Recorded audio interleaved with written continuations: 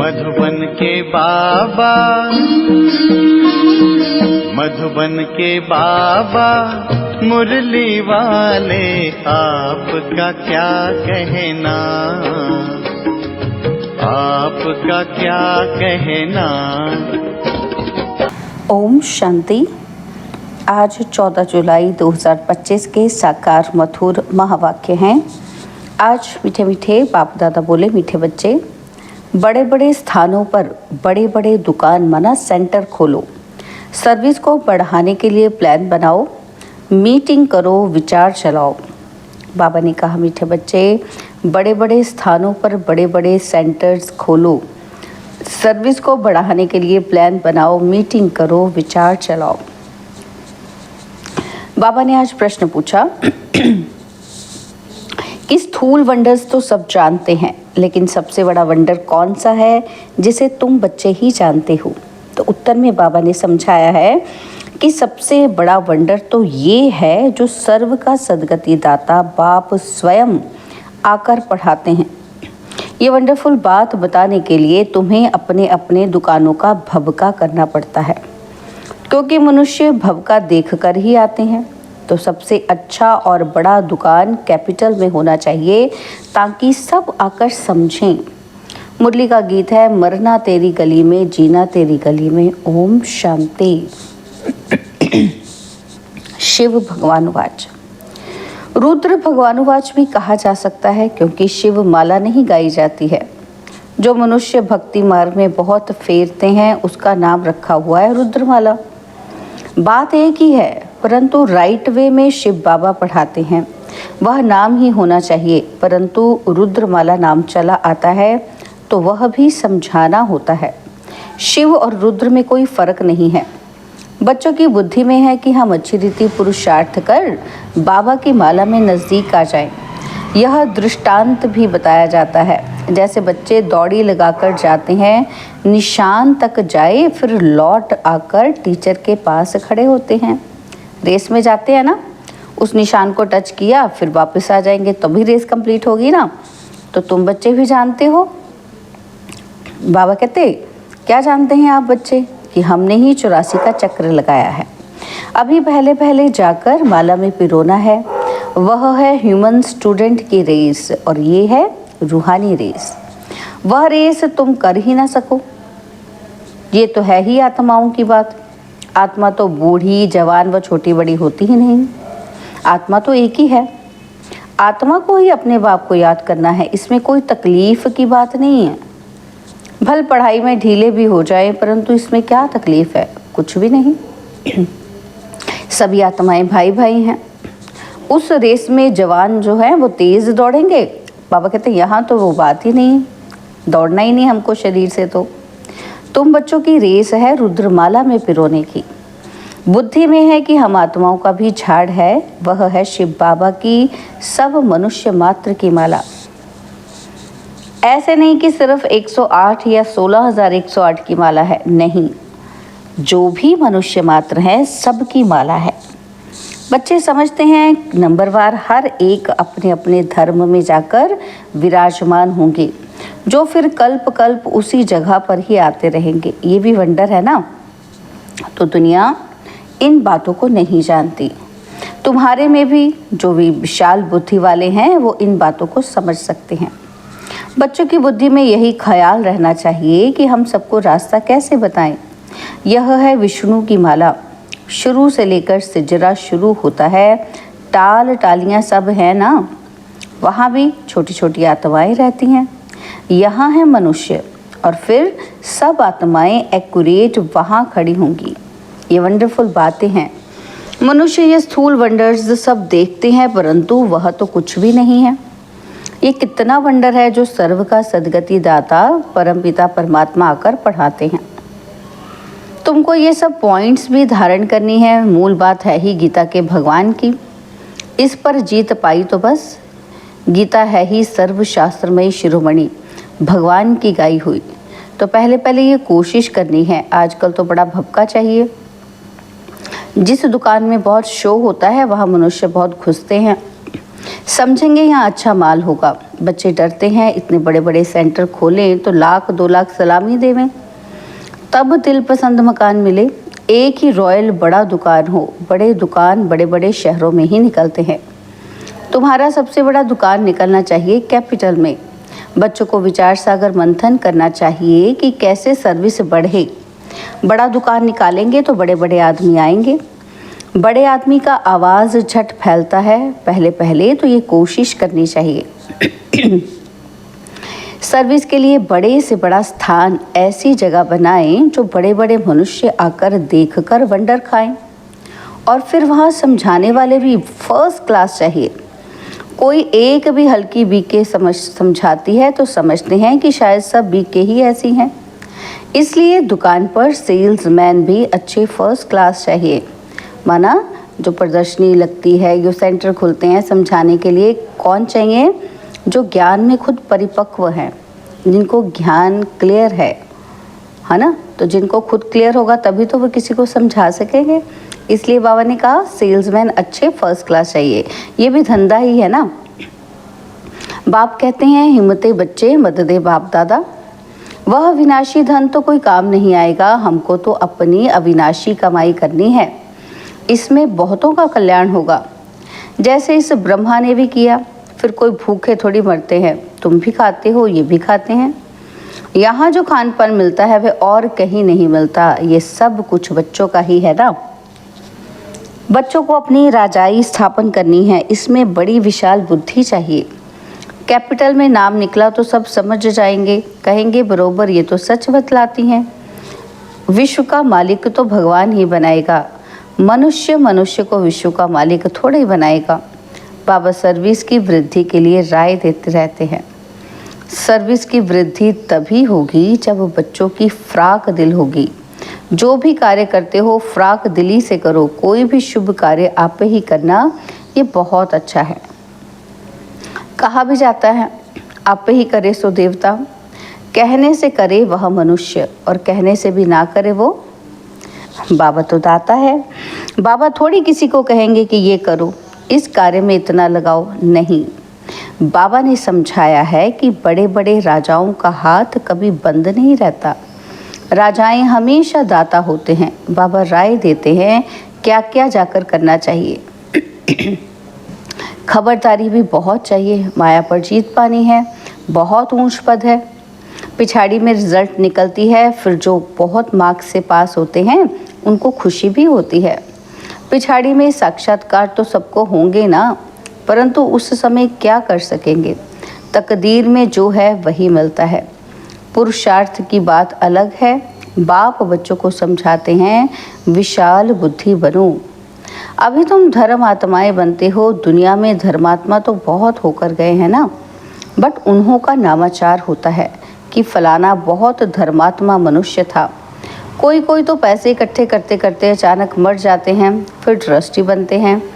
कोई बच्चा भी नालायक होता है तो फिर ट्रस्टी करते हैं। इस समय तो ये है ही पाप आत्माओं की दुनिया। बड़े बड़े गुरुओं आदियों को दान करते हैं। जैसे कश्मीर का महाराजा था, विल करके गया कि आर्य समाजियों को मिले, उनका धर्म वृद्धि को पाए। अभी तुमको क्या करना है, किस धर्म को वृद्धि में लाना है। आदि सनातन देवी देवता धर्म ही है, ये भी किसी को पता ही नहीं है।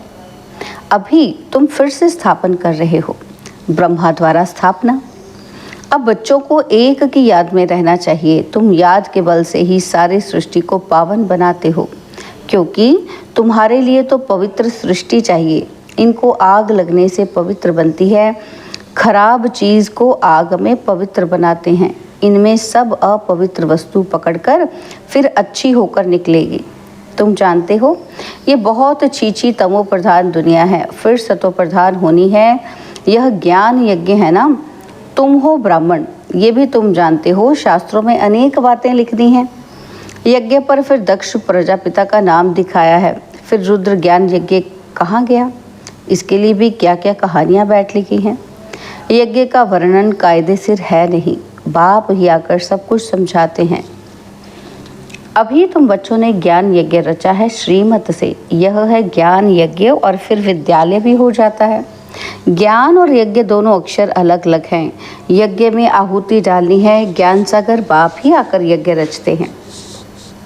यह बड़ा भारी यज्ञ है जिसमें सारी पुरानी दुनिया स्वाहा होनी है। तो बच्चों को सर्विस का प्लान बनाना है। भल गाँवड़ों आदि में भी सर्विस करो। तुमको बहुत कहते हैं कि गरीबों को ये नॉलेज देनी चाहिए, सिर्फ राय देते हैं, खुद कोई काम नहीं करते, सर्विस नहीं करते, सिर्फ राय देते हैं कि ऐसा करो। बहुत अच्छा है, परंतु हमको फुर्सत नहीं है। नॉलेज बहुत अच्छी है, सबको ये नॉलेज मिलनी चाहिए। अपने को बड़ा आदमी, तुमको छोटा आदमी समझते हैं। तुमको बहुत खबरदार रहना है। उस पढ़ाई के साथ फिर ये पढ़ाई भी मिलती है। पढ़ाई से बातचीत करने की अक्ल आ जाता है, मैनर्स अच्छे हो जाते हैं। अनपढ़े तो जैसे भुट्टू होते हैं, कैसे बात करनी चाहिए अकल ही नहीं। बड़े आदमी को हमेशा आप कहकर बात करनी होती है। यहाँ तो कोई कोई ऐसे भी हैं जो पति को भी तुम कह देंगी। आप अक्षर रॉयल है। बड़े आदमी को आप कहेंगे तो बाबा पहले पहले राय देते हैं कि दिल्ली, बाबा कहते कि दिल्ली जो परिस्थान थी फिर से इसे परिस्थान बनाना है। तो दिल्ली में सबको संदेश देना चाहिए। एडवर्टाइजमेंट बहुत अच्छी करनी है। टॉपिक्स भी बताते रहते हैं। टॉपिक की लिस्ट बनाओ, फिर लिखते जाओ। विश्व में शांति कैसे हो सकती है आकर समझो। 21 जन्मों के लिए निरोगी कैसे बन सकते हो आकर समझो। ऐसी खुशी की बातें लिखी हुई हो। 21 जन्मों के लिए निरोगी सतयुगी डबल सिरताज आकर बनो। सतयुगी अक्षर तो सब में डालो। सुंदर सुंदर अक्षर हो तो मनुष्य देखकर खुश हों। घर में भी ऐसे बोर्ड चित्र आदि लगे हुए हों। अपना धंधा आदि भल करो और साथ साथ सर्विस भी करते रहो। धंधे में सारा दिन थोड़ी रहना होता है, ऊपर से सिर्फ देखभाल करनी होती है। बाकी काम तो असिस्टेंट मैनेजर चलाते हैं। कोई सेठ लोग फराक दिल होते हैं तो असिस्टेंट को अच्छा पगार देकर भी गद्दी पर बिठा देते हैं। ये तो बेहद की सर्विस है और सब है हद की सर्विस। इस बेहद की सर्विस में कितनी विशाल बुद्धि होनी चाहिए। हम विश्व पर जीत पाते हैं, काल पर भी हम जीत पाकर अमर बन जाते हैं। ऐसी ऐसी लिखत देख कर आएंगे और समझने की कोशिश करेंगे। अमर लोगों का मालिक तुम कैसे बन सकते हो आकर समझो। बहुत टॉपिक्स निकल सकती हैं। तुम किसको विश्व का मालिक बना सकते हो, वहाँ दुख का नाम निशान नहीं रहता। बच्चों को कितनी खुशी होनी चाहिए कि बाबा हमको फिर से क्या बनाने आए हैं। बच्चे जानते हैं कि पुरानी सृष्टि से नई बननी है। मौत भी सामने खड़ा है। देखते हो लड़ाई लगती रहती है। बड़ी लड़ाई लगी तो खेल ही खलास हो जाएगा। तुम तो अच्छी रीति जानते हो। बाप बहुत प्यार से कहते हैं, मीठे बच्चों, विश्व की बादशाही तुम्हारे लिए है। तुम विश्व के मालिक थे। भारत में तुमने अथाह सुख देखे और वहाँ रावण राज्य ही नहीं। तो इतनी खुशी चाहिए। बच्चों को आपस में मिलकर राय निकालनी चाहिए, अखबारों में डालना चाहिए। दिल्ली में भी एरोप्लेन से पर्चे गिराओ, निमंत्रण देते हैं। खर्चा कोई बहुत थोड़ा ही लगता है। बड़ा ऑफिसर समझ जाए तो फ्री भी कर सकते हैं। बाबा राय देते हैं। जैसे कोलकाता है, वहाँ चौरंगी में फर्स्ट क्लास एक ही बड़ा दुकान हो रॉयल, तो ग्राहक बहुत आएंगे। मद्रास, बॉम्बे, बड़े बड़े शहरों में बड़ा दुकान हो। बाबा बिजनेसमैन भी तो है ना। तुमसे कखपन पाई लेकर एक्सचेंज में क्या देता हूँ। इसलिए गाया जाता है, रहम दिल कौड़ी से हीरे जैसा बनाने वाला, मनुष्य को देवता बनाने वाला। बलिहारी एक बाप की है। बाप ना होता तो तुम्हारी क्या महिमा होती। तुम बच्चों को फखुर होना चाहिए कि भगवान हमको पढ़ाते हैं। एम ऑब्जेक्ट नर से नारायण बनने की सामने खड़ी है। पहले पहले जिन्होंने अव्यभिचारी भक्ति शुरू की है वही आकर ऊंच पद पाने का पुरुषार्थ करेंगे। बाबा कितनी अच्छी अच्छी पॉइंट्स समझाते हैं। बच्चों को भूल जाती है, तब बाबा कहते हैं पॉइंट्स लिखो, टॉपिक्स लिखते रहो। डॉक्टर लोग भी किताब पढ़ते हैं। तुम तो मास्टर रूहानी सर्जन, तुमको सिखलाते हैं कि आत्मा को इंजेक्शन कैसे लगाना है। ये है ज्ञान का इंजेक्शन, इसमें सुई आदि तो कुछ नहीं है। बाबा है अविनाशी सर्जन, आत्माओं को आकर पढ़ाते हैं। वही अपवित्र बनी है। ये तो बहुत इजी है। बाप हमको विश्व का मालिक बनाते हैं, उनको हम याद नहीं कर सकते हैं। माया का ऑपोजिशन बहुत है, इसलिए बाबा कहते हैं चार्ट रखो और सर्विस का ख्याल करो तो बहुत खुशी होगी। कितनी भी अच्छी मुरली चलाते हैं परंतु योग है ही नहीं। बाप से सच्चा बनना भी बड़ा मुश्किल है। अगर समझते हैं कि हम बहुत तीखे हैं तो बाबा को याद कर चार्ट भेजें, तो बाबा समझेंगे कि कहाँ तक सच है या झूठ है। अच्छा, बच्चों को समझाया सेल्समैन बनना है, अविनाशी ज्ञान रत्नों का। अच्छा, मीठे मीठे सिकिलदे बच्चों प्रति माता पिता बाप दादा का याद प्यार और गुड मॉर्निंग। रूहानी बाप की रूहानी बच्चों को नमस्ते। हम रूहानी बच्चों की रूहानी बाप दादाजी को दिलवा चांद सिकवा प्रेम से नमस्ते। ओम शांति। प्यारे बाबा, मीठे बाबा, मेरे बाबा, शुक्रिया बाबा, शुक्रिया बाबा, शुक्रिया। धारणा के लिए मुख्य सार है। पहला पॉइंट है, एम ऑब्जेक्ट को सामने रख फखुर में रहना है।